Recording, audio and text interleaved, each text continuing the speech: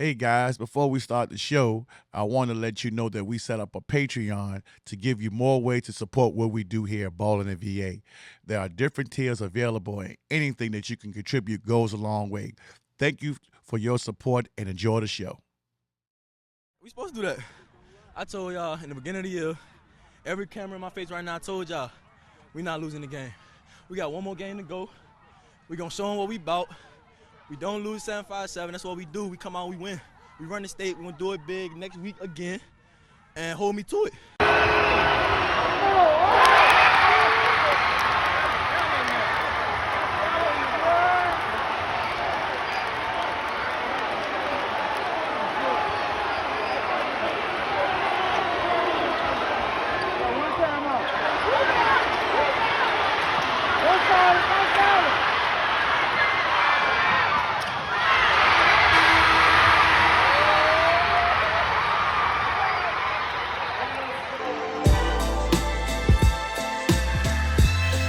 Ladies and gentlemen, we are back for another episode of BallinVA, and today I finally got them. We've been trying to put this thing together for months now. People say, when you gonna have Highland Springs? When you gonna have Highland Springs? Well, ladies and gentlemen, I got the Springers today, Springer Nation. I appreciate all of y'all. Like, subscribe, and comment on our YouTube channel. You can go there and purchase gear. You can do everything today, but today ain't about that. Today is about these Springers, and I want to introduce the head coaches and assistant coaches and the AD, Mr. Harry Lee, here today, y'all. I got Daz Starke, I got Jack, I got Coach Reggie Tennyson, head coach Reggie Tennyson, and Mr. Fleming, Jamar Fleming. Jamar Fleming, I apologize. Excuse me for that. Jamar Fleming, he was on that 03 state championship team, so he got a couple of them. So thank y'all for coming today, man. How y'all doing? Pretty good. Man, I wish about being here. Yeah, I appreciate it, man. We've been working on this thing. Harry Lee, oh, man, we've been going back and forth since like June on this thing, man. Yeah, man, just trying to get everybody, all the pieces together, everybody in the same room, so. I appreciate you working on that, and I talked to Daz a couple of times, man. We've been having some deep conversations on the phone up there, so I'm getting to know him, and I appreciate him talking off camera today, man. We'd had some intense conversations, so I like this. So, Coach, I want to start with you, head coach, man. How y'all doing? How you doing, Coach? I'm doing great.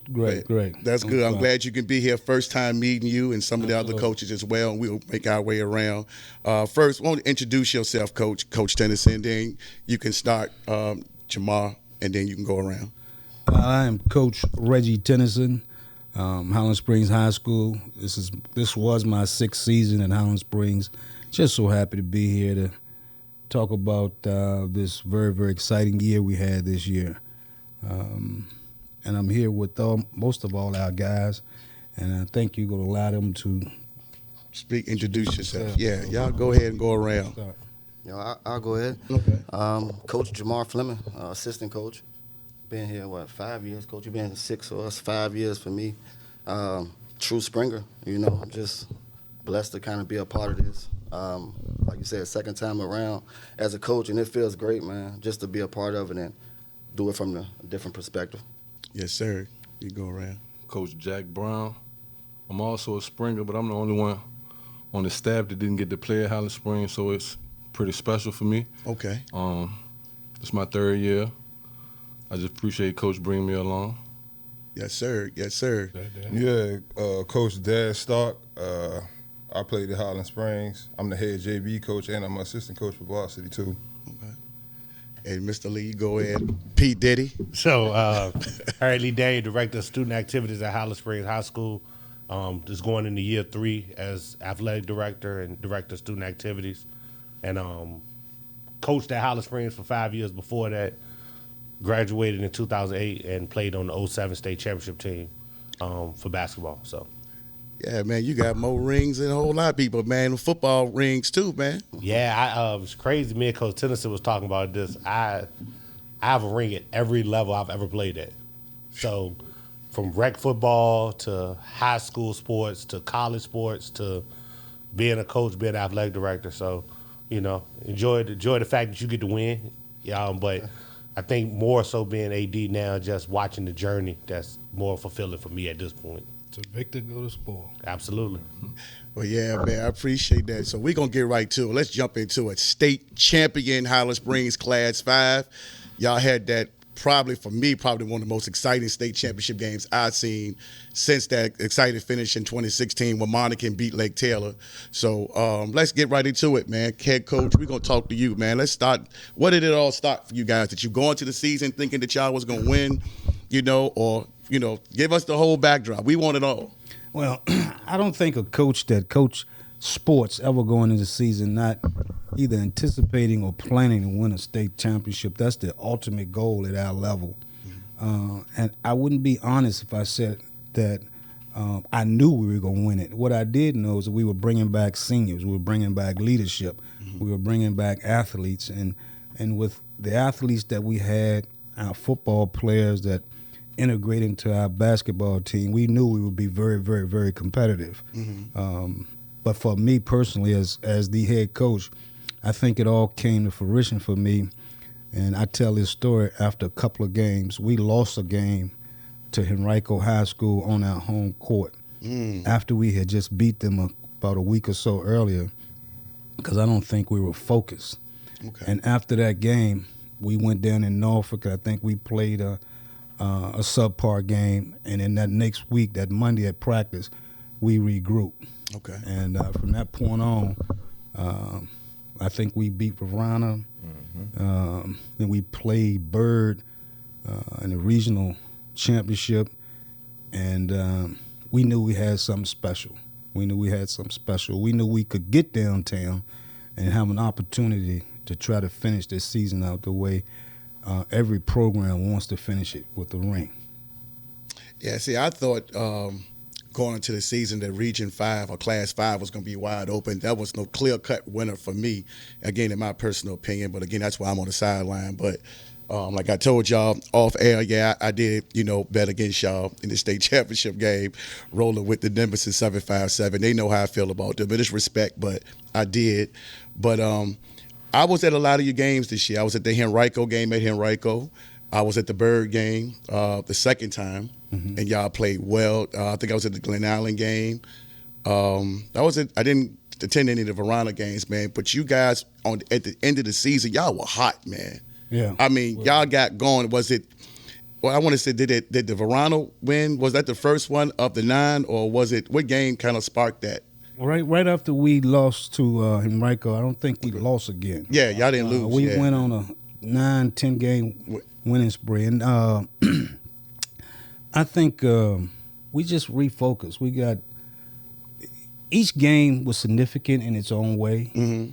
The Verona game gave us, I think, a new resurgence of toughness because that's our crosstown rival. Right. The Bird game, as Coach Brown had been telling us all year, it was an opportunity to get some redemption against the teams that we had lost. And then we lost the Bird the first time in our Christmas tournament. We had never seen that team. Right. So we didn't have time to prepare. Okay. When we played them the second time, we had film, so we had time to kind of prepare.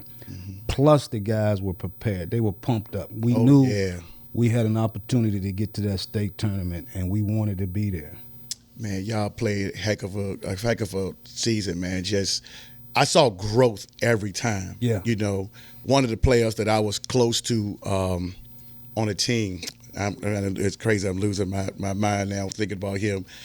Oh my God, I feel so stupid saying that. But he going to Virginia State on the football team. CJ Mosley. Yeah, and just following him and seeing his growth, and I felt like that as a point guard on the team, he really grew from seeing him from the Henrico game at Henrico until how he controlled the game and got everybody involved and made big shots when he needed to. Ultimately. And that was to me, I saw the growth in you guys, and that's my honest how I feel. I tell a lot of people, Kanye Vini is one of the most fierce competitors that I've ever been around. And he really was the catalyst to make our team go. The players on our team follow him. They respect him. They admire him. So I think he was also the key because he dialed in like I had never seen him before. Okay. He got close to smelling this ring that had eluded him throughout his illustrious football career, and he wanted a taste of winning a championship before he graduated from high school, and he played like that. He came to practice like that. Okay. And the kids just followed him. You know, they followed him. They believed in him. They believed in our mission, and he carried us. And C.J. Mosley, just to elaborate, we watched him grow. Coach coached him first, I believe, when he first got there. He's always been tough, very confident. He was a little immature when he first got there, but this year he was the happiest I'd ever seen him.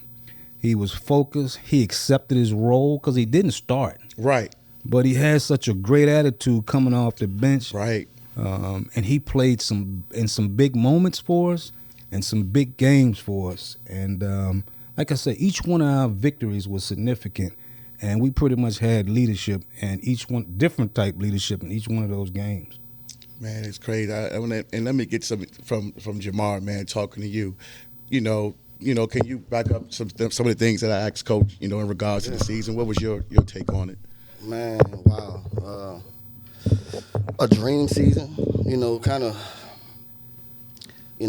just being a part of, the 03 championship. I always like to say this, but it was similar, very similar, player-wise, coaching staff. We just a tight group, tight-knit group.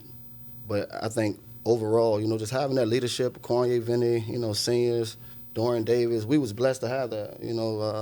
Anytime you have seniors like that, it makes it easier for everybody else, and I was blessed to be able to coach those guys. I think that they really wanted to win, so sitting back and just watching as we just, after the season, going back, just laying down and just kind of replaying the whole season, I think we were destined to win it. We were a really confident group, coaching staff-wise. All of us played for Highland Springs, so it's just a different vibe around. We all like each other. We all understand. We've played for the same coach, so we have the same, background and tenacity and pedigree. Coach talk about it. You have to have a pedigree to play for Highland Springs, and it's something that has to kind of bleed in your body. So far as championship goes, man, going downtown, Coach preach it all the time.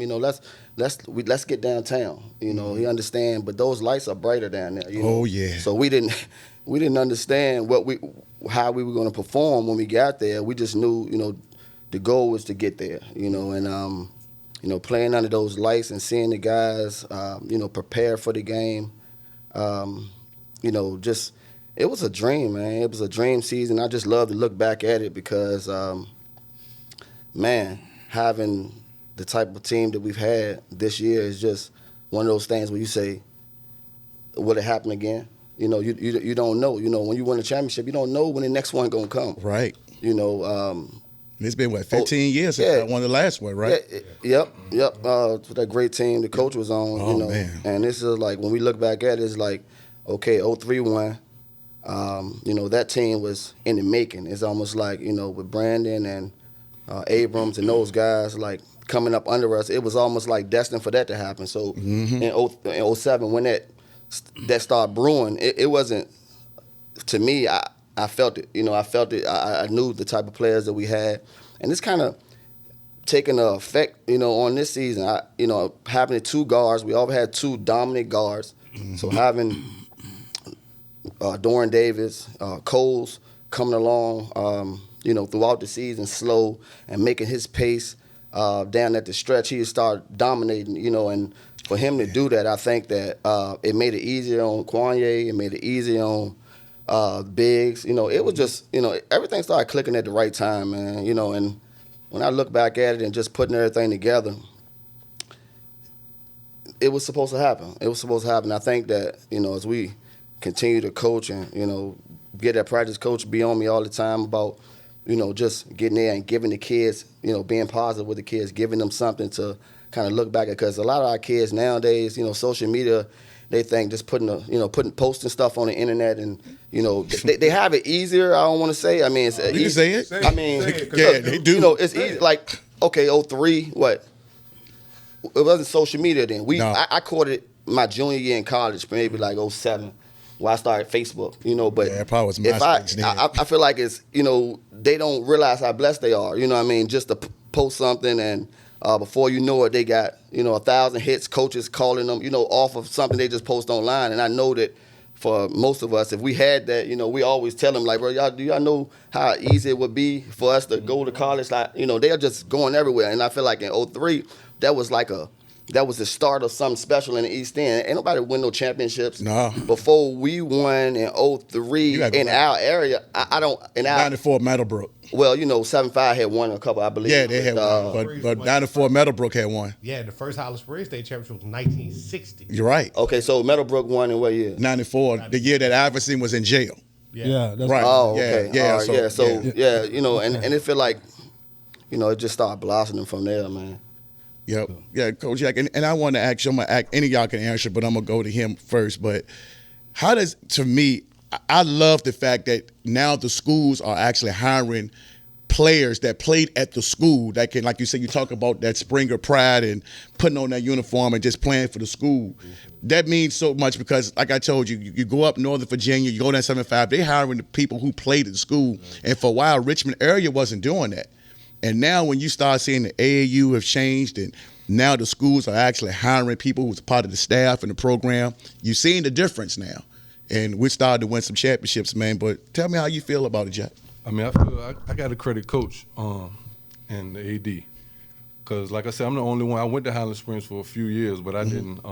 I ain't value education at that time. Okay. So I ended up having to leave and go play elsewhere. But I always wanted to play for Highland Springs, so that was like a big regret I had. And being able to come back and give back, because that's my community still. I grew up over there. I grew up like a mile away from the school. So I understand the stuff the kids going through. And I just feel like you need people from the area that went to the school to understand the culture, to understand, the things the kids go through, they can relate to. Like Jamar, they can look on the wall and see his championship. Right. So they got to believe what he's saying. And then they ask people around the area, how was this coach? How was that coach? All of us was good when we played. Right. You know what I mean? So they got to respect that. So it's not like you getting somebody from somewhere else. You can't check their resume. You can check all our resumes, and they hold up. You know what I mean? So, yeah. So with that being said, like the kids, they can relate to us. And that's so it's important, man, because, like I said, me and Daz, we talk and we go into some deep conversations. You can answer that same question, Daz, if you want to, man. Yeah, I mean, I feel like it's good because, like Jack was saying, we get them the experience. We people who actually played. I feel like a lot of these before they was hiring people who never played sports. Right. So it's like when you don't play sports, you can't tell nobody something that you ain't never did. So it don't really make sense. That's why y'all sharing the mic. So it don't really make sense. So it's like, you try to tell me something about a game or a player asks you something, then you can't really tell them if you ain't played. But we played. We all been there. We all done been in real game situations. We all done played at the highest level. So it's like you ask us something, like you said with Mar tell you something, you see him on the wall. That's right. You believe it. They know about Jack.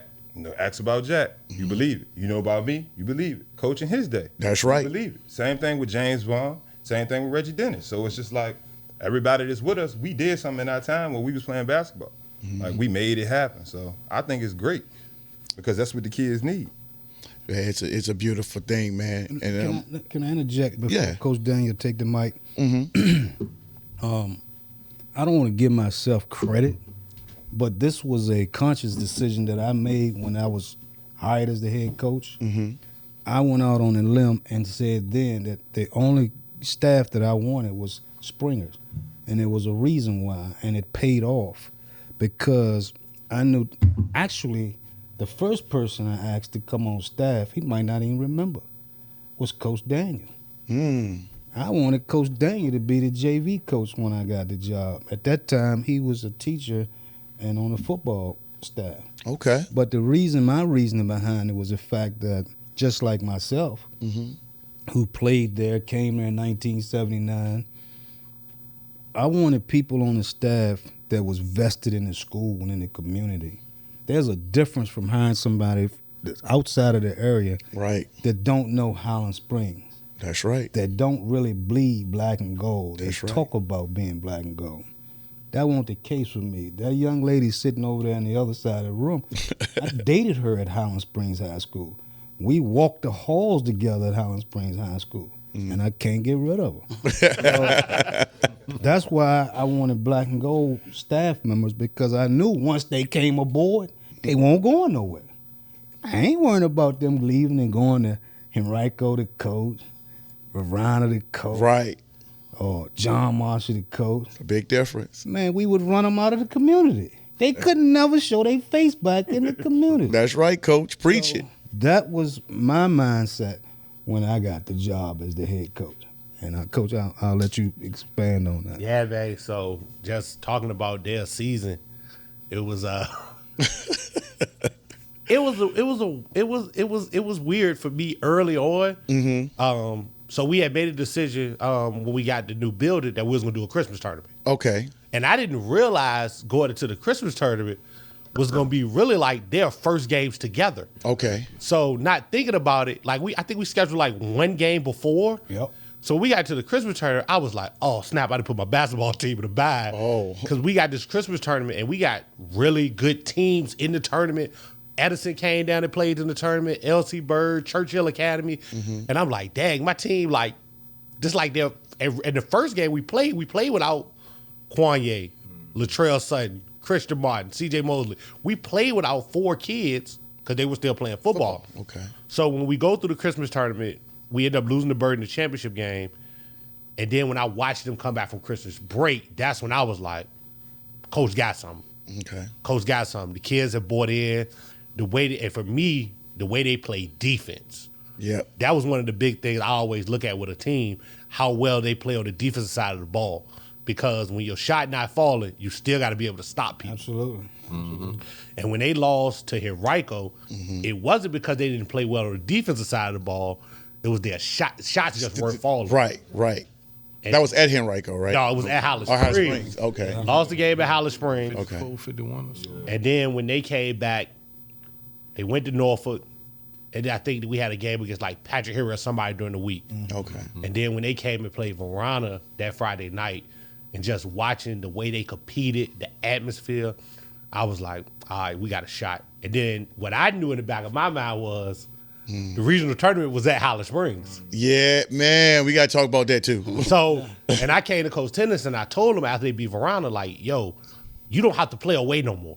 Certainly did. Like, if y'all do what y'all do, we can play at home until we go downtown. Wow. Just Huge advantage. Just based on how the region, how the tournament fell, how the state tournament fell, the way the bracket was set up. It's set up for us to have home court advantage. And coaching them took advantage of it to the fullest. And once you get downtown, that's the biggest thing. You just want a shot at it. That's right. You just want a shot, 32 minutes, anything can happen. Facts. And to watch coaching them, go down there, come back from being down 6 with a minute left. Oh, yeah. And coming back and winning that game. And just our community. Just, if you go back and watch some of the clips, when Dorian hits the shot, I've never heard the Siegel Center that I was for there. a high school game. I was there. And just watching our whole student section be there, our administration be there, our community be there. It was a big moment for Highland Springs. And to add another state championship to already the illustrious history of the school, and it being my first as athletic director, it was a pretty dope time. Man, that is huge. I wanted to say we was talking about the season, and like he said, that was when we lost the Bird. That was like our 3rd game. Right. So I knew we was gonna be good. All them other guys, a lot of them play AAU together. They play all year around together. Right. We got a lot of football players. Mm-hmm. So my main thing was just to peak at the right time. A lot of those guys peak at the beginning of the season. Okay. And then when they go through turmoil and stuff, they fall apart. Right, hit that wall. You know what I mean? So He said that all year. Yeah, He kept saying, Coach, I think we peaking at the right time. I mean, he kept that in my ear all year. And as a coach, as the head coach, you don't always see it because you're so focused on everything else you're trying to, organize and whatnot. But to have these guys in my ear, seeing the things that I may not have been noticing 100%,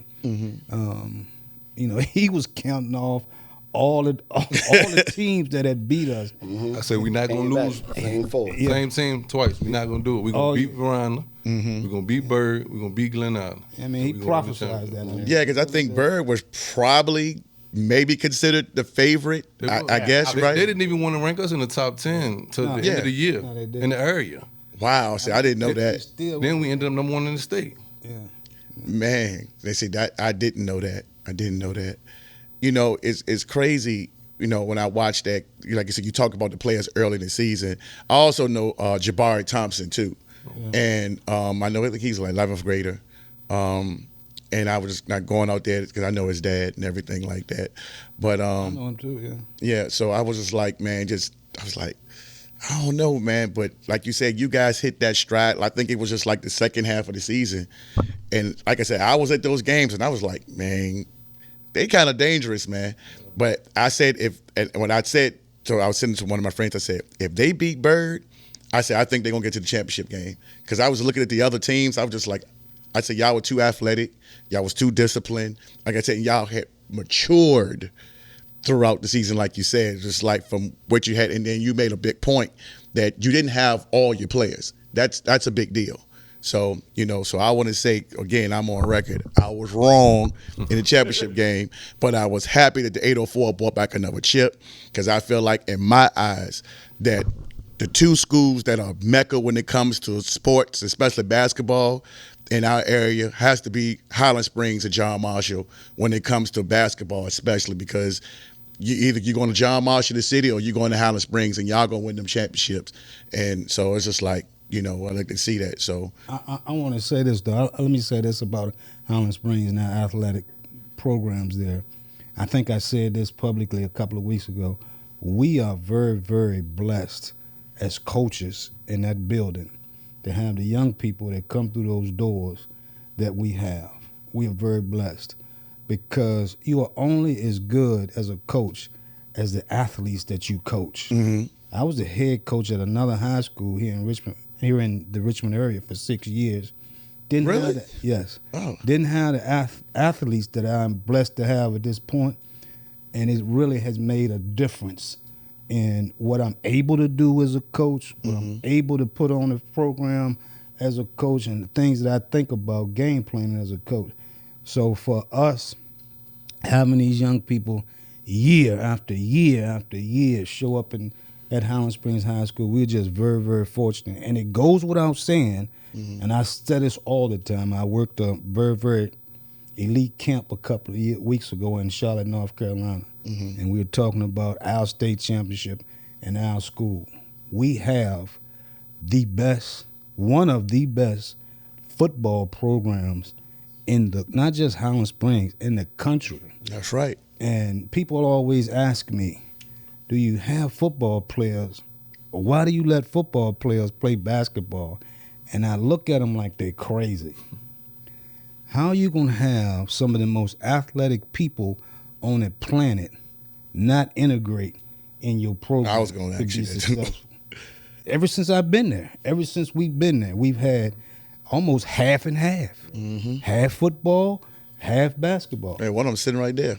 And that's right. He was. I coached him when we won I was a assistant coach on that 07 staff.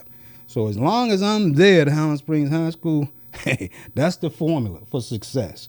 We integrate the best to represent the school. And let's go into that, man, because you was an assistant coach, and let's go into that, man, the legendary coach, George Lancaster. Right.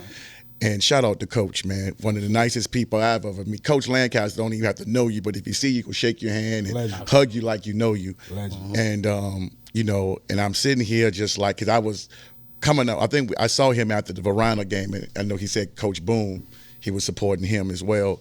But talk about Coach, your experience. Did he say that? Yeah. He was supporting Boone too. He said in addition. In addition. No. Because he went to Highland Springs, Coach. He went to Highland Springs. Wait. I came to Highland Springs in 1979 with Coach Lancaster. And he told you that publicly? Man, listen, I would not lie. To him tonight. I would not lie. I saw him outside the Seagull, said to Coach Lancaster, I didn't mean to put you on blast like that. But let me you say know. this. I'm only kidding. Boone, no, I love it. I love Coach Boone. Boone is a tremendous guy. Hey, I love that guy. Boone was with me his first year. He so, said that. He said did an outstanding job. So we joke. We live in the same community. Oh, okay. So he knows that I love him and very happy for his success. I think he is. We talk a lot about our state championships, and I don't want to talk about mine too much. But that's I why think y'all here. he is the quickest winning state championship coach I know in Veronica's history, but might be one of the earliest winning state championships in this city that I can think of. And I might be second, but he won it in 3 years. This is his third year as the I head think it was coach. his third year. Yeah, I think 28 because Lacey was there in 18. Yeah, He won it. he was an assistant there. Yeah, he was an assistant. So So I think Boone was 20. Lacey was there when they won the first. Yeah. Then Lacey still was there when they went to the yeah, state. Boone Right. was on staff. Yeah. I think the difference was a lot of people forget this. We ain't played basketball here in Ricochet County in 2021. Yeah. Right. So we're not counting that season either. Yeah, we ain't Right. played Yeah, basketball. Boom mentioned that. Shout out to Coach Boom. He mentioned that when he was on. So is it as 2 well. years for him? I think I want to say it's 2 years because they It's the went second back full and they season. lost to Maury. Yeah, I think this is. Yeah, this is his second full right, season. so yeah. So he's doing an outstanding job with that program, everyone. Oh man, yes. It has never been as dominant as it is right now. I love the competitive balance between you guys because now you actually give us some games to go to Oh, to look absolutely. forward to on Friday or Tuesday nights. Going over and say, man, packing either one of them gyms. I love it. I Man, love Let it. me tell you something. His staff, I know a lot of them. Kennard Whites is also my neighbor. I mean, I've been loving his son since he was a little baby. But we talk all the time. We pull for each other until we play each other, and that's the rule. And it's nothing but respect and healthy competition. But I just like the fact that the East End is thriving again with round ball. Yes. And people are interested in the competitive spirit of these two schools. We are natural rivals. Yes. And football and basketball. Ain't that something? That's special. It's To have special, man. How did football y'all and make that basketball. feel, though, man? I mean, can y'all think of y'all was really? I mean, the East End got 3 championships Thank you. in the same calendar year. Hey, man, shout out Didn't run School it all. Shout out to the East End. I mean, this is y'all time. Y'all can act however y'all want to act, man. We Y'all get run up the here city. and Hey, tap man. dance. East End runs the city. Yeah. See this? There you go. That's what I'm talking about. Y'all show them rings, man. I forgot. Y'all, look, all y'all, don't be shamed now. East Y'all need End, to we show run them it. rings, man. Yeah. Look, y'all had Sean Robertson and everybody out there, Times Dispatch, man. Them some nice rings, man. Hey, man. Beautiful, shout out man. to Can I Sean. tell a Shout out ring to story? Sure. This I is know. this your Let time. me tell a ring story. So I keep telling you, I told y'all we have the greatest AD in the country, right? P. Diddy. That's him, baby. That's him. That's my I'm going to wear it out now. You told me something. So before I could digest winning the state championship, and I'm just talking about me personally because that's what he and I have to take care of business. I mean, I'm still digesting the fact that, hey, we made it to Mecca. He said, Coach, we got to get these rings. That's what he told me. He said, what you want? I said, Coach, just make it icy, baby. We need to make it icy. So he pulled up some stuff. He a computer genius. I mean, he graphic man. So he goes up, he pulls up some stuff a couple times. He showed it to me. I said, Coach, that ain't big enough. I don't like that. All right, man, let me go back. Like the Go 03 back to the joint. Oh, that's- He yeah, go you got back 2 to of them the, things, to the though. drawing board, Big difference. and he come back. He said, look at this. What you think about this? I said, you hit a home run. That's the one, Coach. And the rest is history, man. He put it together. Them rings showed up, man, and I couldn't be as proud of this as anything I've ever had in my life. And I speak for myself. I don't know if I speak, but I told the kids when we had our ring ceremony, I said, man, let me tell you, and the one that I have from 07, I wore it every day. Okay. I wore it every day. I would wear it just about every day. But I told the kids, you will never be as proud of what you just accomplished as you are of these rings that you have. And they beautiful. And Coach Daniel made it happen. You know, he just jumped on it. I hadn't even really thought about how the process was going to go, when it was gonna go down. That was a leadership role that he took because he knew he'd been there. How many more times? Other time with that other ball. So we just made it happen, man. But we're very proud of him. I was going to ask y'all while we on the rings thing. For you and you, and I know y'all was around. Jack, you was around the program. You coach. How does it make? I don't want to compare it. This one is more like, I guess because that 2017 was like a juggernaut. Okay, we pretty much Don't do that. Yeah. Hold on, man. Help me out, man. I'm talking to him. Okay, all right. Okay, no, let's go ahead. That's like I did with him doing this. Let's go ahead. Go ahead. Let's go ahead. Let's do this. Let's do this. No, go ahead. So He ain't finished with you. No, go ahead. No, because go ahead. I said let him go. so for the 07, No, I like this. So for all honesty, with the 017, we were fortunate. A lot of people don't know how fortunate we were. So I followed that team. So Jamar, Brandon, Jay, Omar, Keetwan Anderson, myself, Chris Hilliard, Harvey Mills, Kia Wingfield, we all got to play as sophomores and juniors the year before. A lot of people don't know, we only had one senior the year before. Okay. Who was Andrew Maples. Okay, I remember. So we went through a lot of the fire the year before. We went and played Bethel at Slam Fest against Duke Cruz that year. We went to Bird and played Bird the next day. We played against that great Meadowbrook team they had with Justin Hopper, Harrison, DJ Johnson. So we lost to Scotty Reynolds in the state tournament. I remember Mr. Reynolds. So the year before, we had went through so many fires. So when all of us came back, our mindset was totally different. Our mindset was literally, we are going to win the state. And then we got humbled. We ended up losing to Benedictine in the Freeman tournament. In the game we should have won. We were blowing Ed and them out. We didn't play well down the stretch. Played them again at Tie Dispatch, same thing. We didn't play well down the stretch. So Coach Land then at that point had ammunition. And I think that's all he was looking for that year. He knew we were talented. He knew how good we were going to be. I think his biggest thing was, what can I use to motivate this group? Okay. And when we lost to Benedictine the second time, his biggest thing with us was now, all right, are y'all going to finish a game? If you get into a tight situation, can y'all finish? And I don't think we got to a tight situation again until we got to states when we played Nasmith River and Hanover and we had a war. I was at that game, yeah. So the debate always is. We were down like 8, 12, 11 at They had them time. four. Them guys they had at Nasmith River. Those guys was predicted to win the state that year. So, and that was the craziest Who was on thing. that team? Nick Wright. Yeah, right, yeah. They had a couple. They had some They had dogs. Cook when we played them. Yeah, so they had a couple cats that was really good, but it was predicted for us two to play each other in the state championship game. Right. And they end up losing to Booker T in regionals. And they had to come up here. So they end up having to come up here. So the debate is always who's the best state title team in our school. That's always the debate. There's always a conversation. And I'm going to get to that because, and since we going to do that, I'm going to do something that I wasn't going to even bring up, but now I'm going to bring it up. There was a podcast that Jamar, what's his name, Scoop had. It was a couple years ago. Matter of fact, it was last year. Yeah. And y'all sure when Brandon and Jay and them was on there, and Brandon went off, talking about, yeah, we was the best state championship team, public or private. Won't nobody messing with us. Blah, blah, blah. Yeah, even we was better than Bubba Chuck and that other kid, talking about Tony Rutland, which I thought that was totally disrespectful. Listen, I talk about the 757, but that dude right there, I'm not going to disrespect Tony Rutland, okay?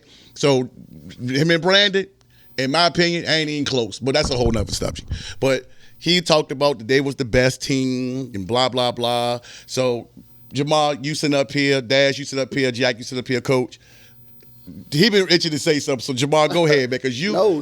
Because I didn't see your team from '97 to '04. I didn't watch. I was following, but I wasn't watching. So I need you to elaborate. Well, I mean, that's a, it's one of those things. Like, Coach, we always go back and forth about that. He loved his 017, and they always ask me who was better, but it's always like one of those things where I would like,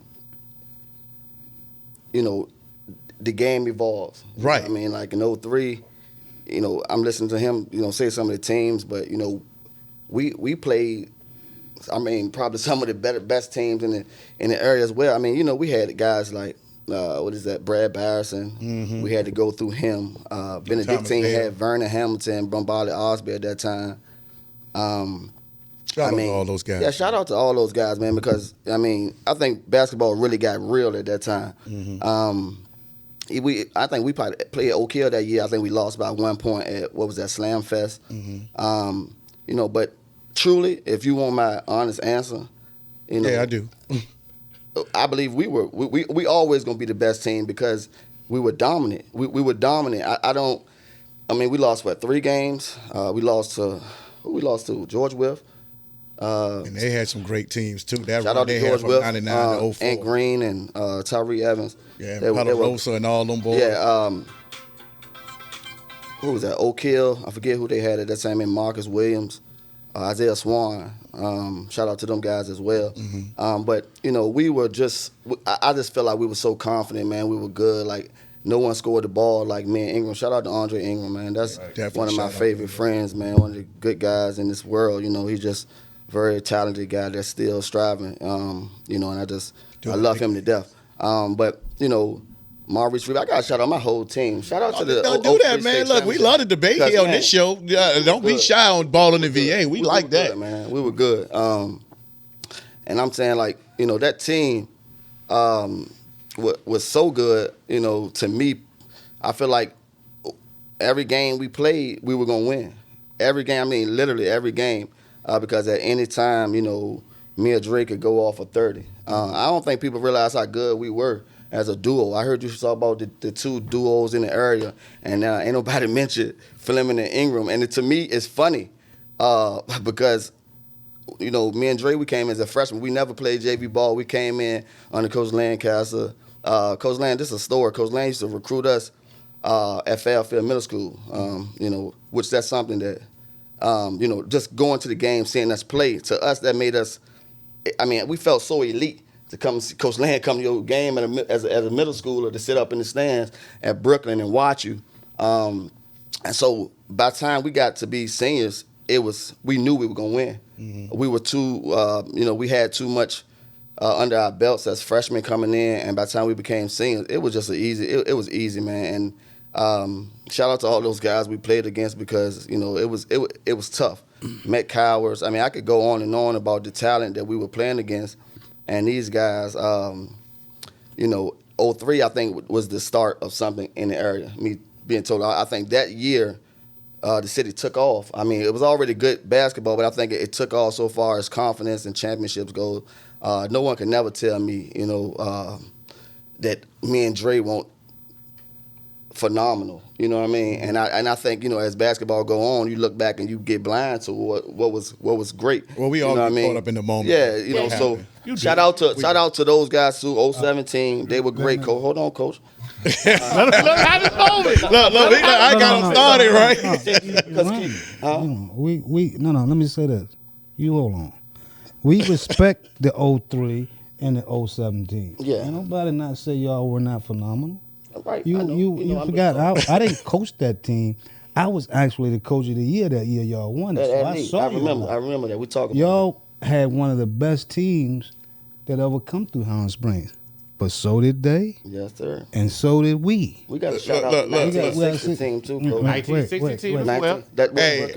And I want to go back to my era. What about that 90 through 92 team with them boys on there with Melvin Jones and Javonde Williams and them boys? That's what I was going to say. There's a lot of great teams. Great teams that came through Highland Springs. Rod Wheeler and 88 that didn't win the state championship. True. But they could have won a state championship. There's a lot of regional and district champions that evolved from the Coach Lancaster era. Oh, absolutely. So I don't think that you can say which team is the best. Right, I just want to debate that. 08 team was good too. They disappointed me too. We're going to get to that.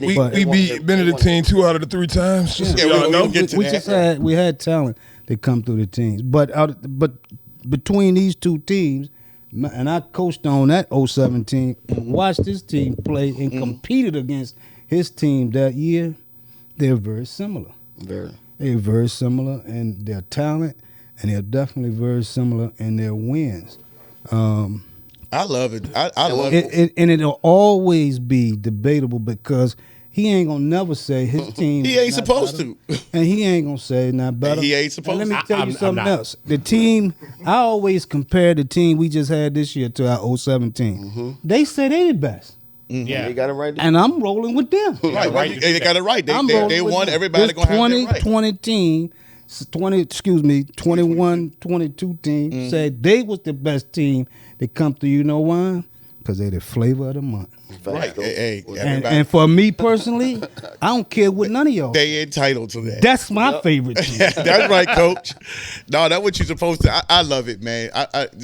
It's crazy that you can have this debate with the Highland Springs. Highland Springs had so many teams. Absolutely. This what makes the school so great. And Jack, Absolutely. I know you won't get into this, man. You know, you can say something too, man. I know. And I got to get Daz in here because Daz, that 08 team, y'all let me down too, Daz. Anyway, but what you got to say, Jack? I Ball? mean, for me, the 03, that's like my era. I came out in 02. Okay. So I seen them guys coming up. So I knew there was gonna be a problem. And then like Morrisette, me and him played college together and we played semi-pro together. Okay. Jamar, we competed against each other in college. I went to St. Paul's, he went to Virginia State. Okay. You know, me and Dre had been having battles and in open gyms here and there, you know. So for me, Brandon and them, they was like a little younger than me. Right. So like I'm a roll with the 03 because that's just my era and that's who I grew up competing against. You know what I mean? So, Okay. But I watched all of them, man. Like you said, we had some great players, some great teams come through Highland Springs. Oh yeah, absolutely.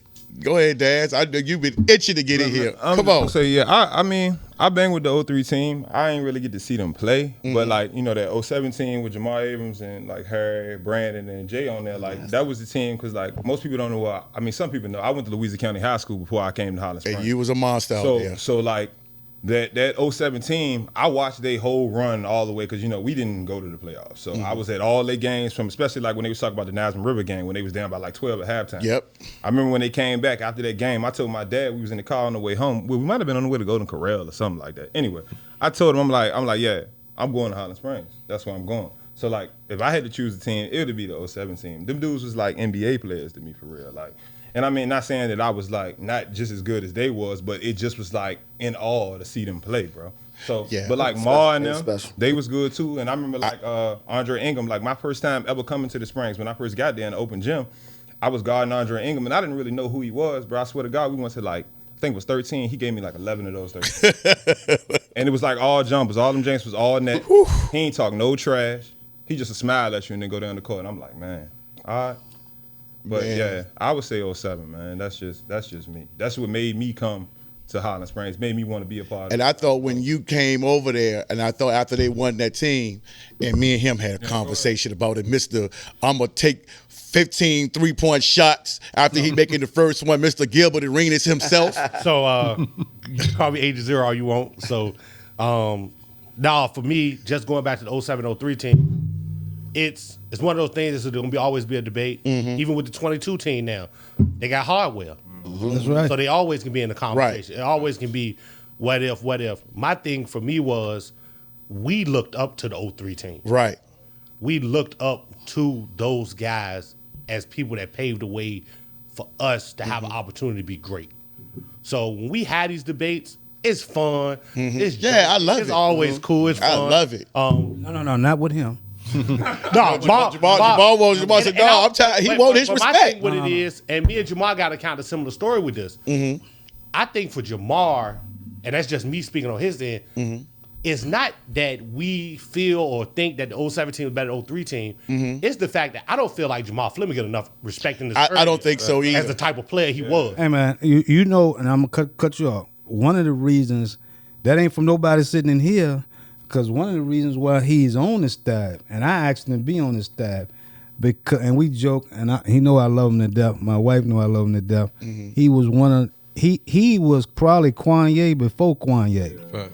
Jamar was one of the most fierce competitors that played the game in Highland Springs. Yeah. So I've been a fan since I watched him play.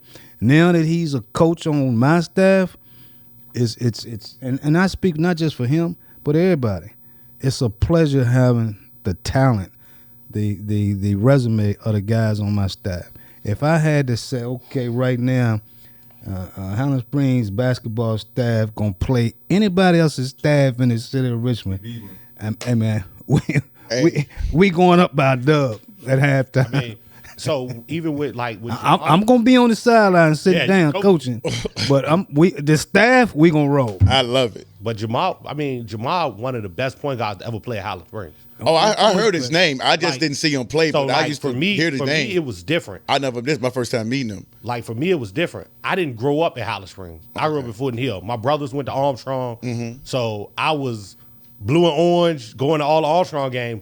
And my first time watching him and Andre get down was playing against Armstrong at Armstrong, and I was like, dog, they cannot You stop. played against L.C. Baker, right? Yeah, they couldn't stop him. Like Jamar Fleming, Jamar Fleming, L.C. yeah, Baker, yeah. shout out to them guys. Shout out to those guys. I mean, so those were the guys when I was growing up. L.C. Baker, Jamar Fleming, watching them cats play, watching just going to the boys club up R Street, watching them cats play. Then my brothers, that made me want to, go. And then when I finally got the word, like, you going to Highland Springs, that's when I really started, like, watching Coach Land coach, watching Jamar and Andre and them play.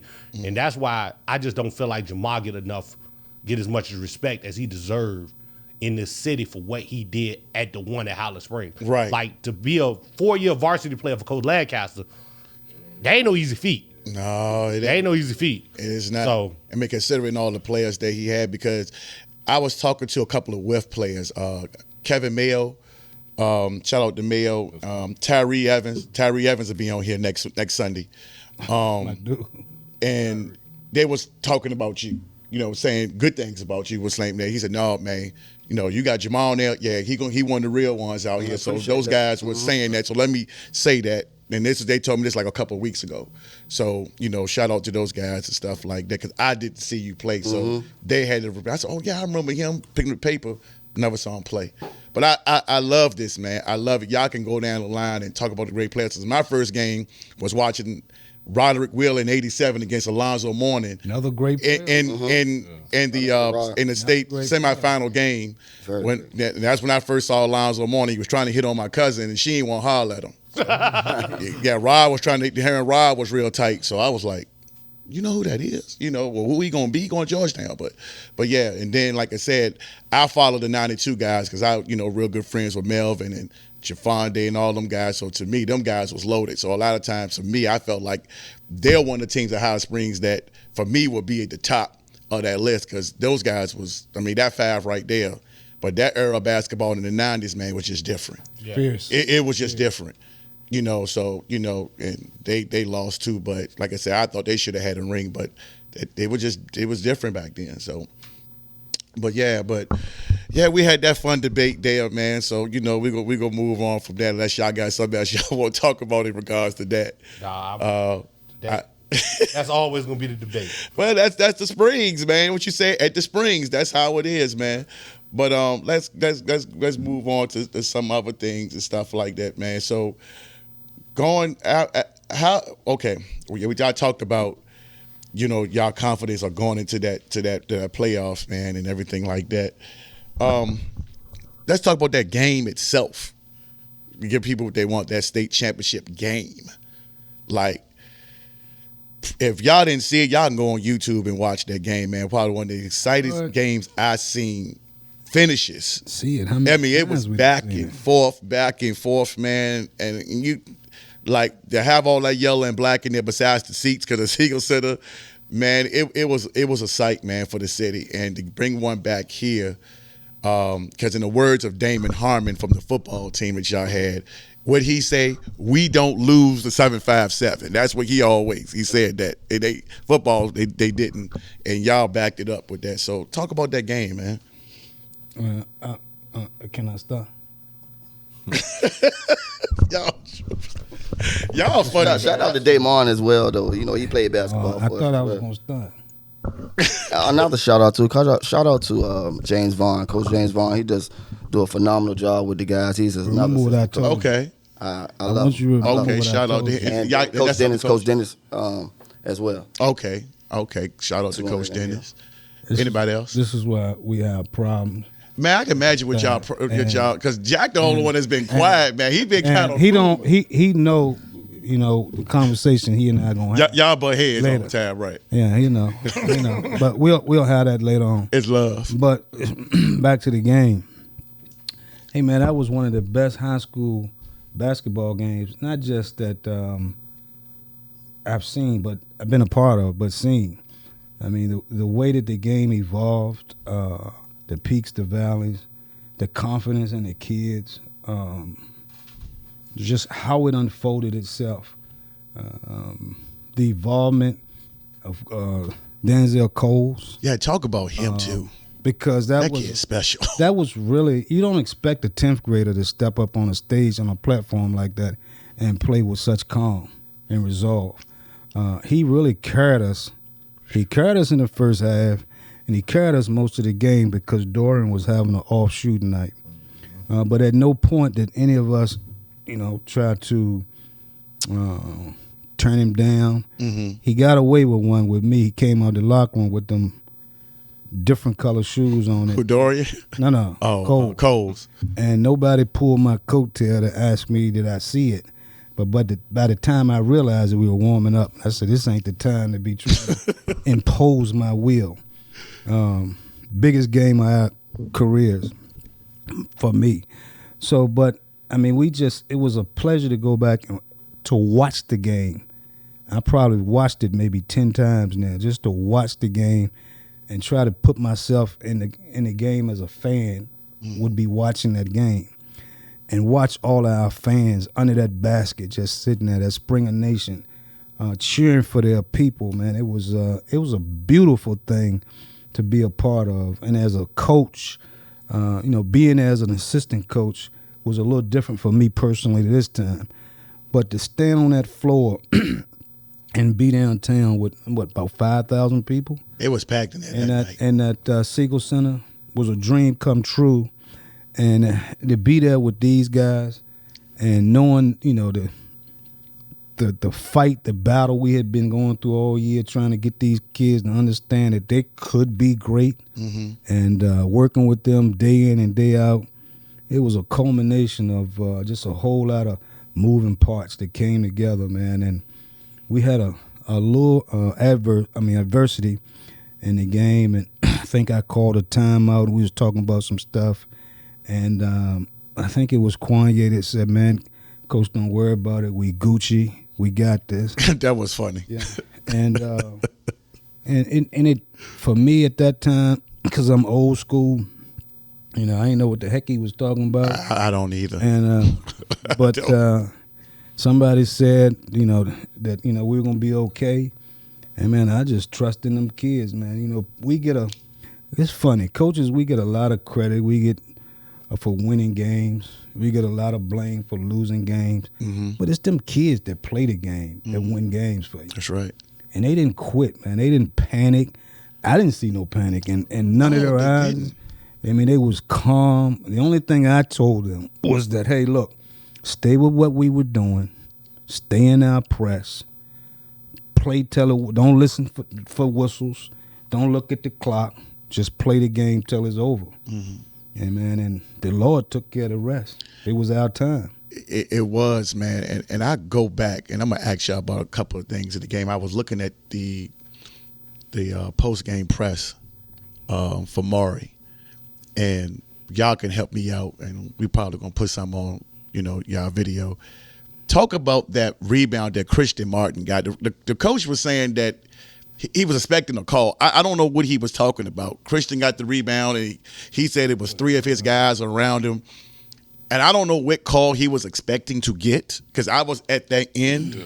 So can y'all help me as coaches to understand what he was talking about? Because he mentioned he didn't say the refs was at fault, but he kind of did. It wasn't no call. When you don't box out, you don't get no call. But that's why I was saying because he said it was. It ain't really. He reached over his back. It reached over his back. So it's like if you ain't in position to get the ball, what you supposed to call?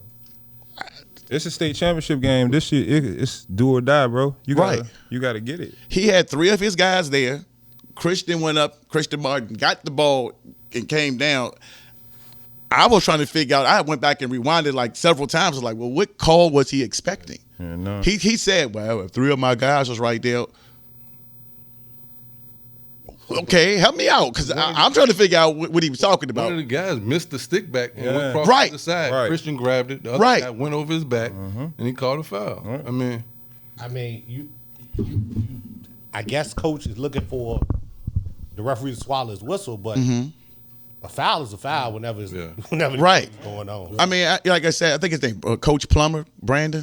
Yeah. Shout out to him. Like I said, I'm not trying to Good coach. Right. Yeah, I'm not trying to put him down or anything like that. I just want to know what call he was looking for. Because maybe I was going to actually. I said, well, I don't know, but to me, I didn't find nothing wrong with it. And for Christian to go down there to hit one of those free throws like that, were y'all nervous when he was at the line and that ball went off the backboard? Because that thing, like, he had called glass on that one, man. Nah, I don't think we was nervous, man. I don't think y'all were, too. I just feel like at a certain point when it got down, like, I think it was like 2 minutes left in the game. Might have been that minute. Me and Mar, because we always sit beside each other. We would sit beside each other, and we were saying, I was like, bro, yeah, we going to win this, Jay. Y'all was And sitting it was there just calm. like, it was just like, I don't know, man. Like, when he went, we just knew he was going to make it. yeah. Well, We just knew. That's why I wanted to ask you. I don't want to sound cocky or nothing, but No, it's just you're like. not, because I pay attention bro. to detail. Not to cut across you. I saw somebody clapped. It was between one of y'all. One of y'all clapped when he made the one. Yeah. But all of y'all face was just like. no, he actually tried to hit it off the backboard. Okay. That wasn't. Yeah. He, The both first of one them. he That's the did. second one. I was I talking believe- about the first one. Yeah, he made the first one. He missed the second one. Right, The but I second think one he tried to hit it off. he tried Okay. to make those off the Yeah, glass. see, I don't. Yeah, he actually. What, you don't think so?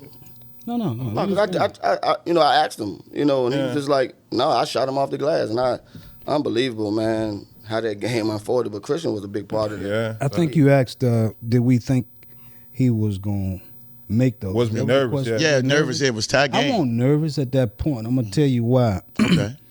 First of all, to answer your question, I thought he would make one. Okay. I didn't know which one he would make. I didn't think he would make both of them. Mm-hmm. What I didn't know is what Jamar just said until he told us after he tried to miss the second one because he banked the first one. Mm-hmm. But at that moment, for me, in my mind, what I was seeing happen, the Lord was delivering. Yeah, I'm he tell was- you, I'm a very, I joke and play, but I'm a very faithful person. And people say that I look like I was calm. I wasn't never nervous in the game, but at that point, at that moment, I just saw us winning the game. I ain't know how. I ain't know how it was going to happen. I just knew that we were going to win the game. And when he made the first one, the only thing I was thinking about then, if he missed the second one, are we going to get the rebound? Right. And when we didn't get the rebound, that's when I got nervous. I said, oh, my Right. goodness. Yeah, that kid got And suppose you go down and then hit a... and hit a right because he had that clear path down there right side. Or they call a foul. So, but I won't nervous, but it was... But Yeah. shout out, Coach Tennyson is not he's not going to show us emotions too much, For us, it's a common fact. For us, it's just like, we always look at him and he's relaxed. Yeah. No matter what the situation is, I'm the one that's usually, going crazy over there, talking to Coach, or bumping me. him. Yeah. Yeah, and so look, One or the other. Coach, half the time he gotta say, Coach, calm. You know what I mean? I'm like, Coach, y'all need to sit Smacking down. me. yeah, like, Smacking me. but look, Hold up, I'm 59 years old. Don't You like- stop smacking me, man. Sit down. Sit look, look, I gotta give him Coach, credit coach, for that. coach. This man is probably the He most. elbowing me in my chest.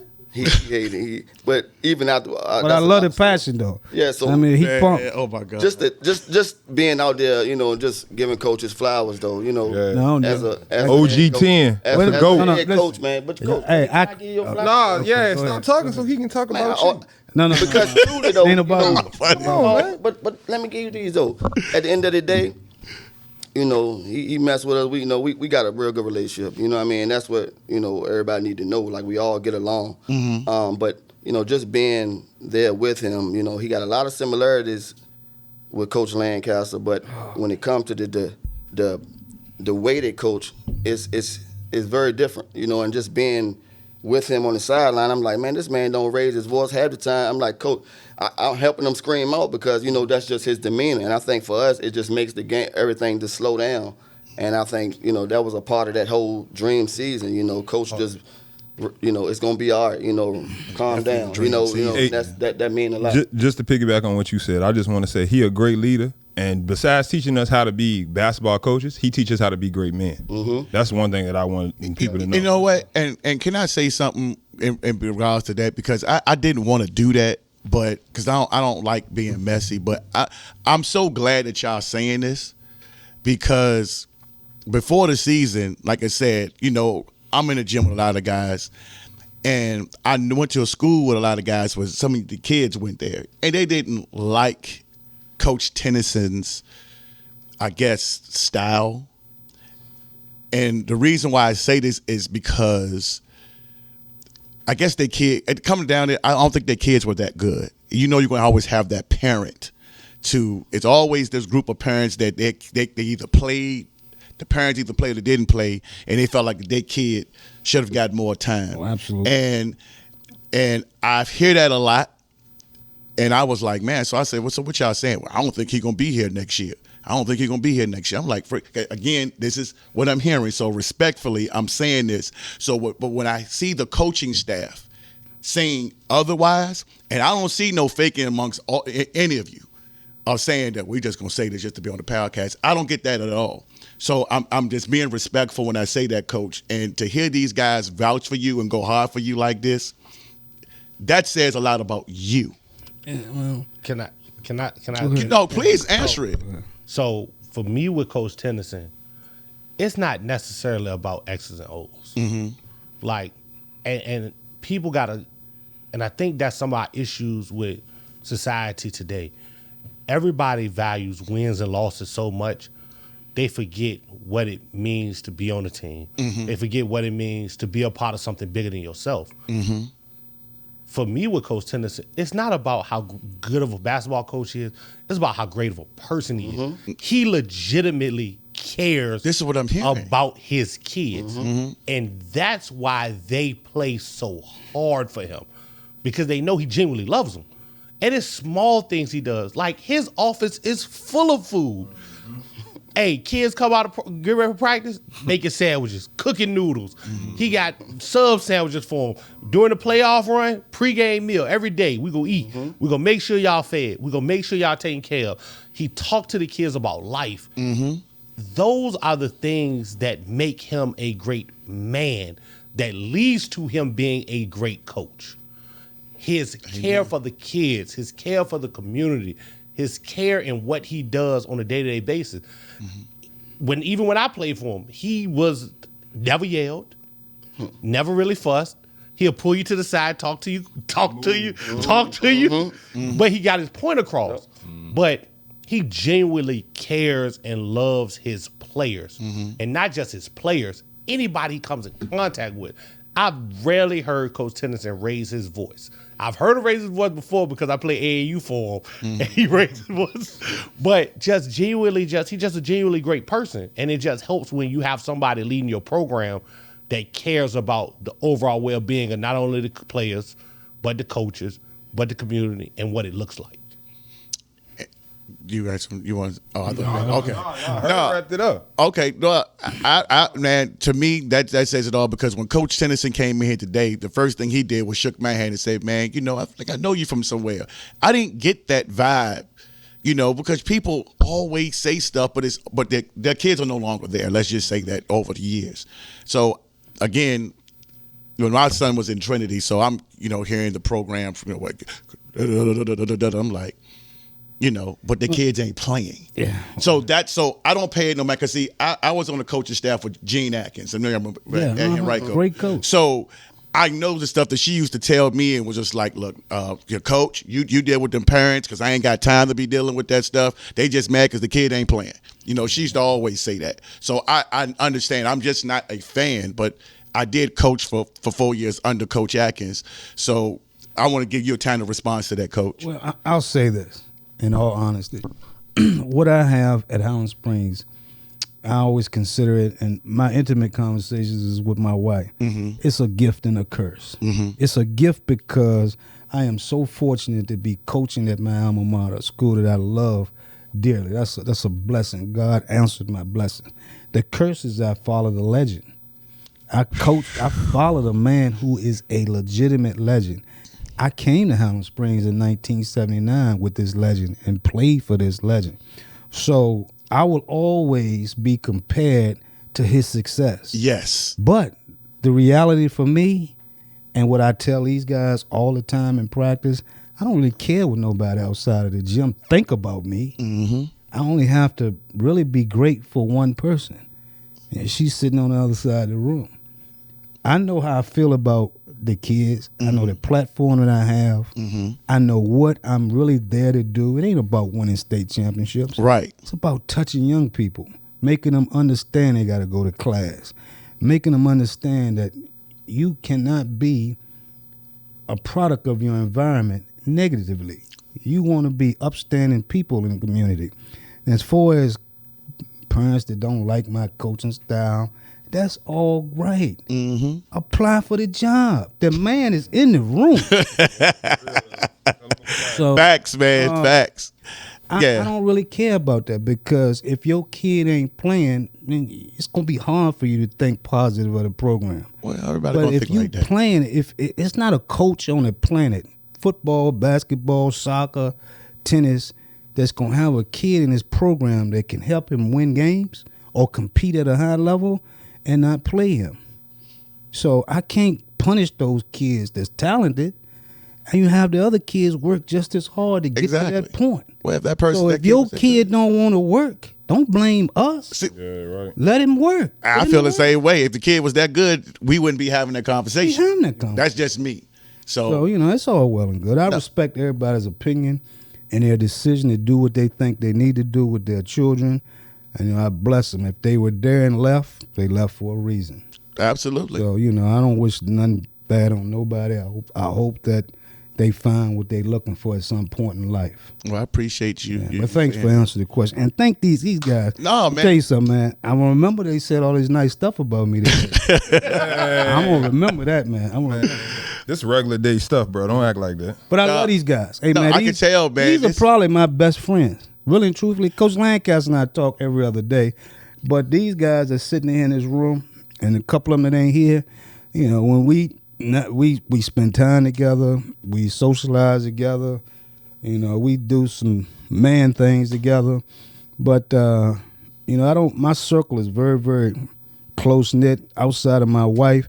I spend most of my time with these guys. So, That's dope, it's a man. real love for them. I mean, I personally, because I had that responsibility, select each and every one of them to be a part of this family. So what they bring to the family is their own uniqueness. And we couldn't be here sitting here talking to you without them, without a doubt. Hey, man, I can't back that up. I can't say anything else but facts on that one. So I appreciate that. I want to go into to y'all going into Division 6 next year, and we'll get y'all about this upcoming season. But can I ask y'all a question? Talking about Coach Lancaster, and I guess I want to kind of get it from all of you guys. Y'all can collectively talk about it. But Coach, starting with you, what do Coach Lancaster mean to you? I mean, you following this legend that coached there so many years, and you coach, you was there with him, played there. I mean, can you just go into that?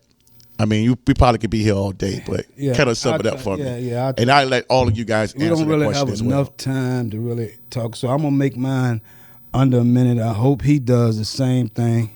I know these other guys will be respectful of your time, but I'm asking you to keep it under a minute. Put me on the clock. I bet. I'll just say this about the legend, and I'm speaking for myself, but I know these guys feel the same way. This man means the world to each one of us. But for me personally, when I was in middle school and living in the West End, and I was at Huguenot with him, I used to watch him come through the neighborhood, pick up the older guys to go play summer league and over at Westover Hills. And I remember saying one day, I'm gonna play for that man. He gonna come pick me up. And when it happened, it was it was like I won the state championship. And we've had a relationship ever since. So this ride that we went on, he was so much a part of it. We actually scouted together. We got in the car. He came to practice, picked me up. Let's go to Charlottesville and scout. And he was so excited about it, and I was so excited having him a part of the run.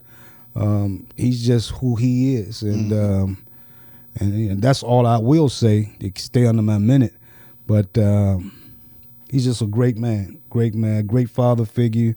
It means so much to so many different people that ain't played for him, to have so much admiration and respect for him. But love him to death.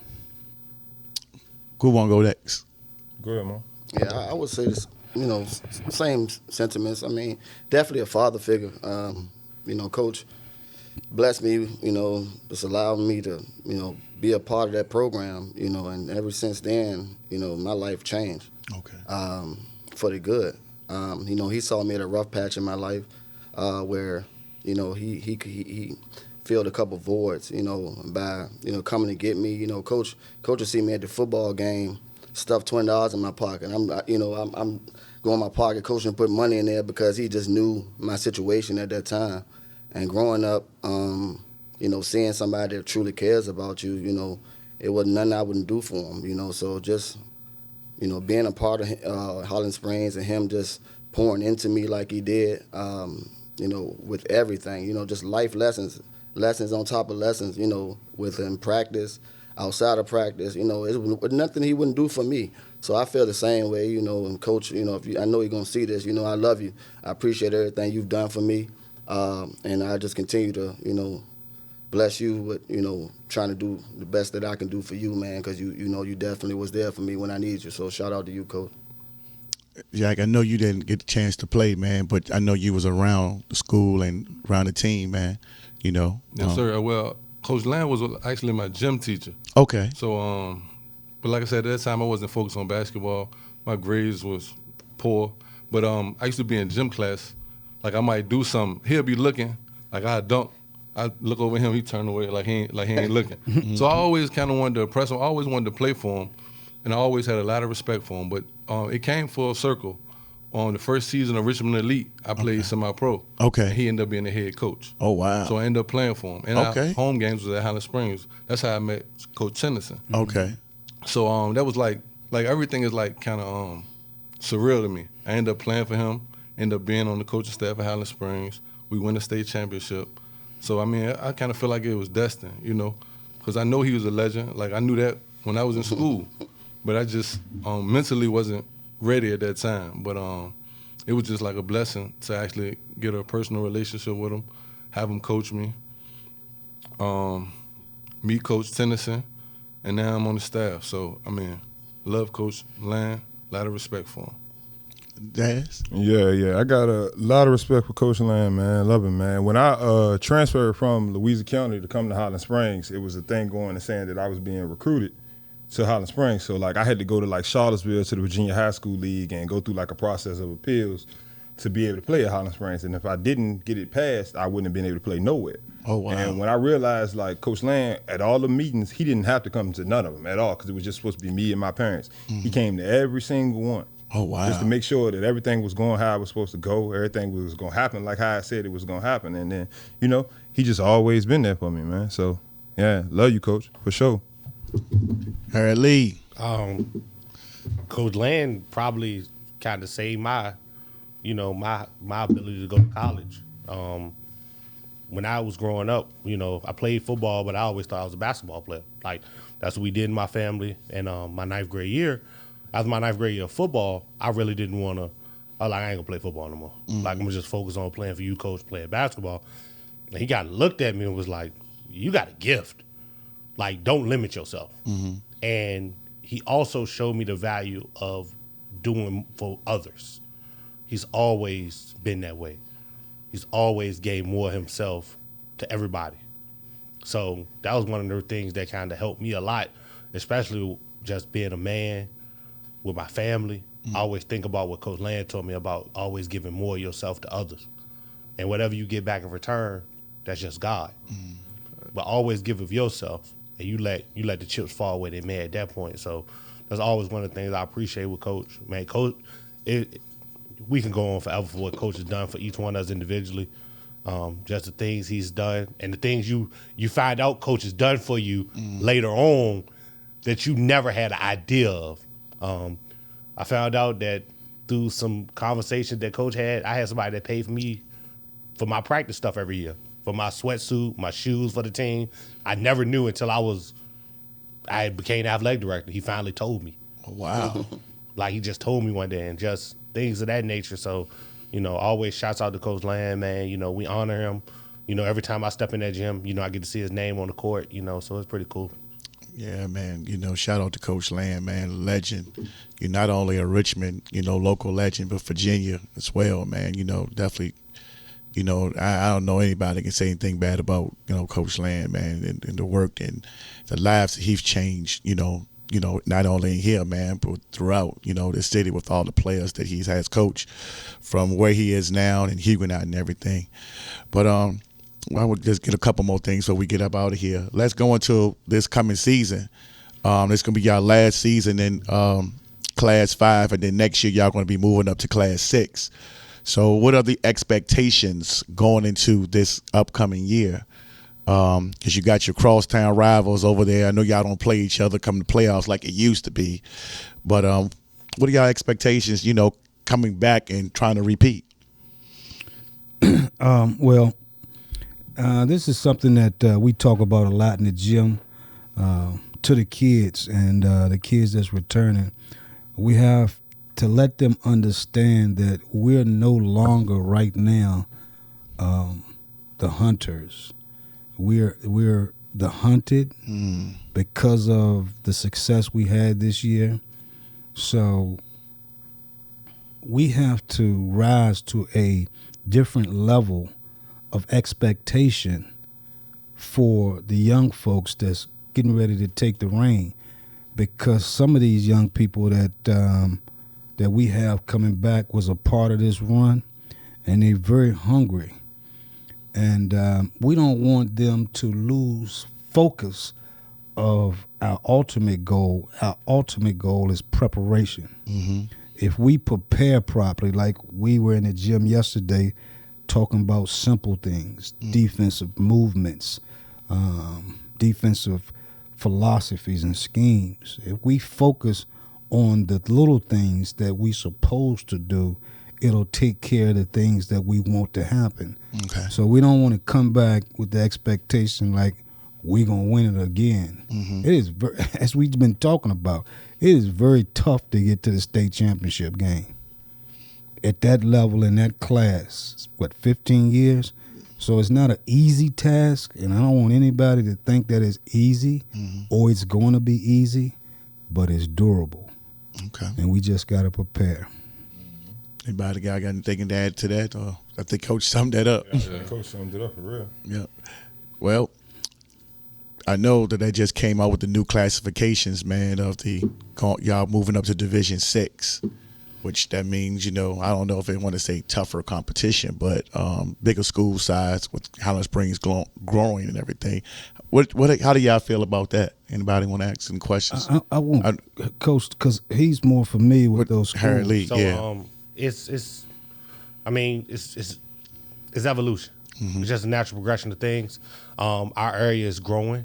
Mm-hmm. We have a brand new school, and beautiful school, brand new school, and the population is just growing in our area. So, with the population growing, it's time to move up to a new classification. Mm-hmm. But the standard is the standard. Coach Johnson says all the time. Coach Tennyson talks about it a lot. Our coaches talk about it all the time. The standards are standards.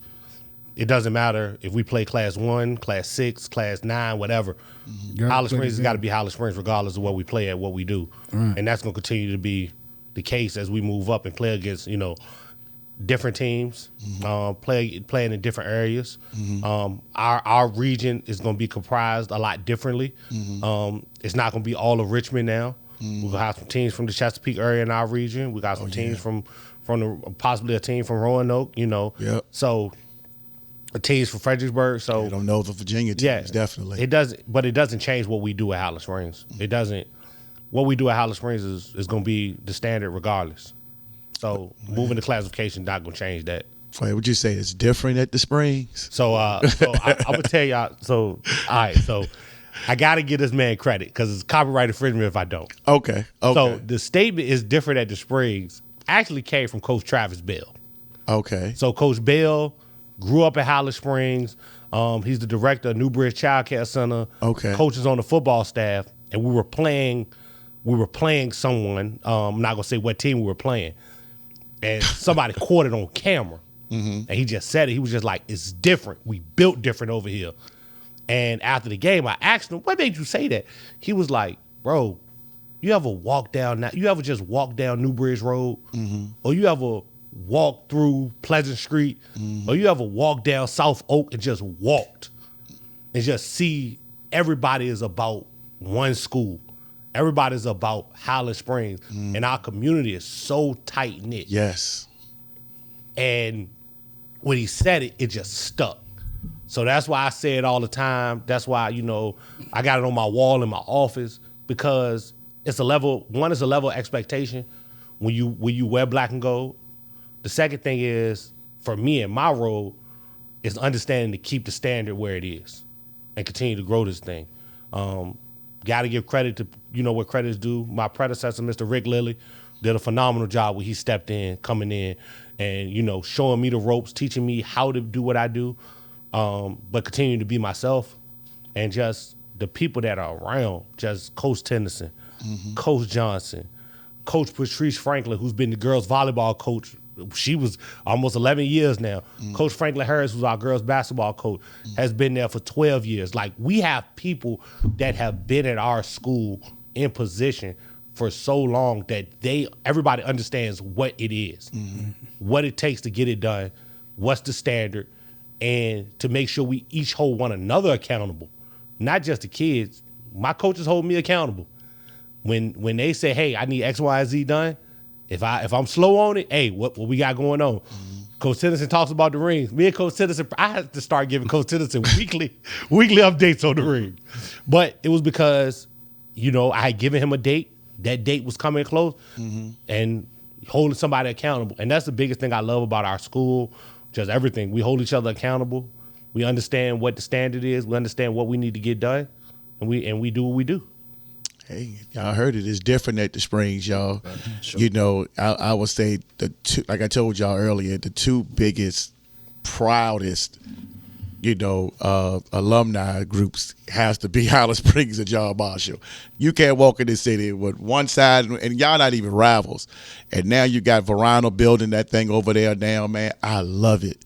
I love the culture. I love it. Sean Robertson, I think he put on Facebook the other day, what was the biggest rivalry in sports? I did see that. I guess the high school sports in Richmond. To me, it wasn't even close.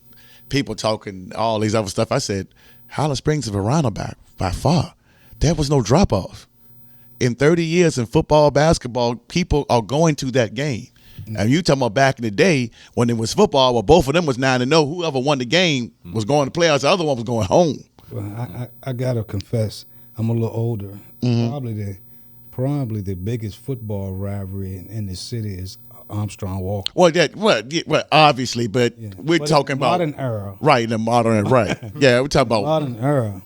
Right, Highland Springs, Verano, yeah. So but now but yeah, that's the only reason I said Armstrong Walker. You had 32,000 people come out on Thanksgiving Day to watch that classic. Oh, absolutely, yeah. My parents that talk about that all the time, but. I thought he meaning from the last 35 years, so I'm going to go with that.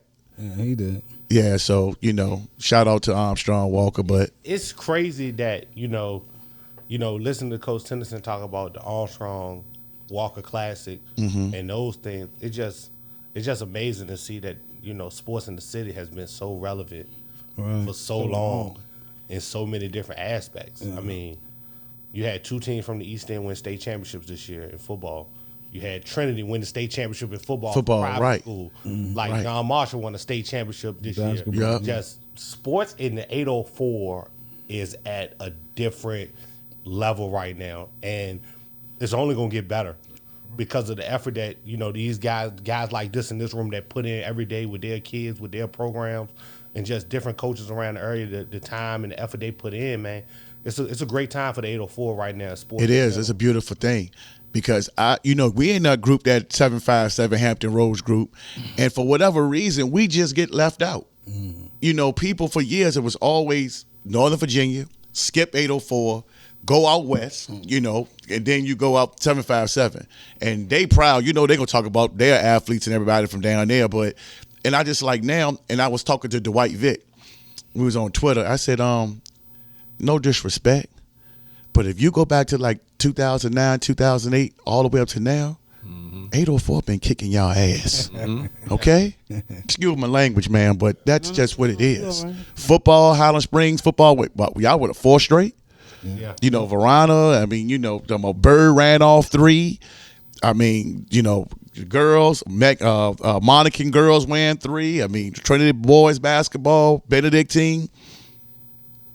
It's time y'all start showing us some respect, okay? Absolutely. So, and I know y'all 7'5" and Northern Virginia people gonna see it, but hey, give us our respect. Just do that. We know who y'all are. but anything y'all want to add before we wrap this up? Hey man, I just like to say thank you for having us, and we really appreciate this time, man, to reflect to the city about the year we had, the young people we coach, man, and the beautiful, great school that we represent, and we just so thankful for the opportunity to actually put our school on another platform. Hey man, I appreciate y'all being here. We've been trying to work this thing since June, and I meant that, you know, I've been saving. Matter of fact, I got gifts for y'all. Hey, Tim, can you bring those gifts, please? Hey, I forgot all about let me say this, bro. Like we said at first, any 5 of coaches that want us, holler at us. You know what I'm saying? We got 2 more. You know what I'm saying? That we can get with y'all. Just let y'all know. It's the 3 needs and the 3 on reason. 3, 4 on 4. Hey, y'all heard that right now. Look, I be starting stuff. Y'all heard what Coach Daz said, right? Yeah. Just letting y'all know. That's his challenge. Hey, you heard what he said. Hey, Jamar, Jack, y'all be down for that? Yeah, they down. Hard down. Yeah, that one Jack, too. Coach Reggie, we got James Vaughn. We own it. Well, I got some gifts from BallinVA. We got some bottles of wine for y'all to take. One is a Riesling because I couldn't find my mead, but I want to give y'all gifts because y'all did a fantastic job. Like I told y'all at the beginning, yeah, I did bet against you guys.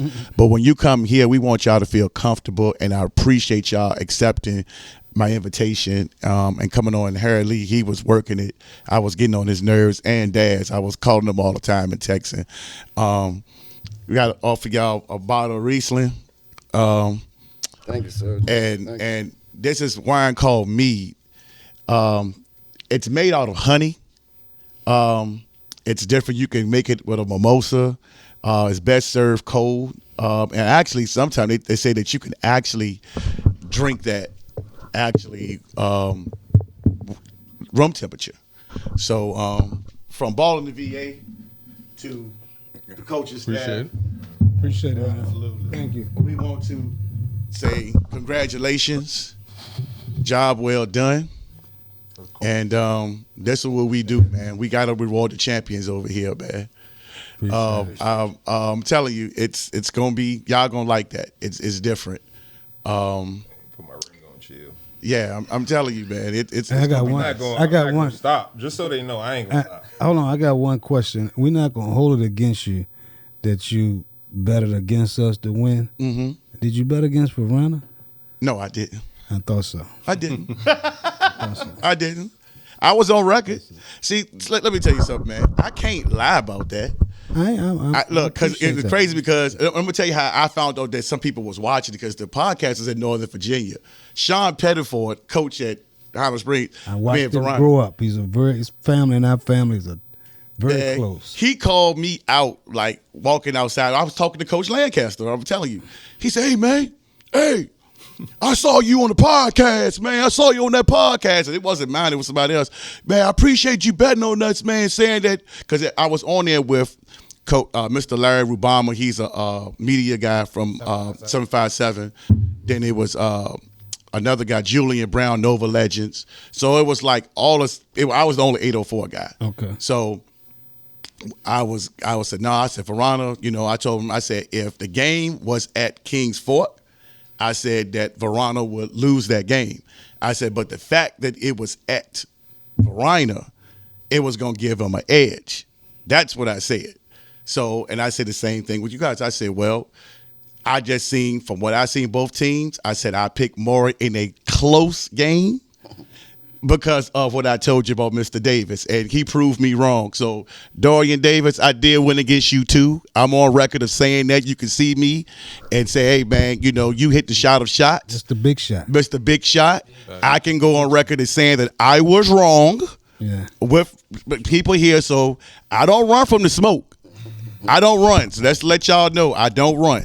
So I owned it, and the gifts are not because of that. That's just what we did. We gave around you guys, and appreciate it. So no, that was just from us. So from BallinVA to Highland Springs, man, congratulations. Thank you. Thank you. And I hope that you guys do, you know, repeat, bring that thing back here. Thank you. Because Mr. Harmon did say we don't lose the 757. I like that. That was just classic, you know. Especially y'all don't lose to them. For whatever reason, y'all got this hex over them. Keep it going, man. Because I'm 804, and I did bet against y'all. And, yeah, everybody I did. So, hey, you know, it is what it is. Well, we don't want no smoke either, but we want all the fire. Yeah, hey, Coach. Hey, look, I ain't got no beef with none of y'all, man. I ain't got number of respect, and nice meeting you, Jack, for the first time. Jamar, Yes, definitely, sir. Yes, man. sir. Nice Definitely. meeting you, man. Hardly, you know, we always chat. And Coach, for the first time meeting you as well, man. Thank you, man, for y'all not beating me up too bad Pleasure. for going against y'all, man. Pleasure. But I wanted to make y'all comfortable as possible. And your wife coming out here, taking the time out, you know, us trash talking and stuff like that. I want to thank her as well. And all the Springer Nation, please like and subscribe to BallinVA, man. This is for y'all. Because as I tell everybody, I know y'all heard, I paid my $10. I paid my $6 and my $8 to come see y'all play. Okay. This platform is for you guys. It ain't say Larry and VA. It says BallinVA because you guys put in that work. Yeah. And I wanted to be able to have a place for y'all to come instead of going to the major outlets that's going to bleep and all this other stuff. Y'all, I want y'all to be comfortable. So thank y'all. Thank you. And if y'all want to do a part 2, hey, man, y'all got it. Y'all earned it. Appreciate it. Thank you. All right. And we out, y'all.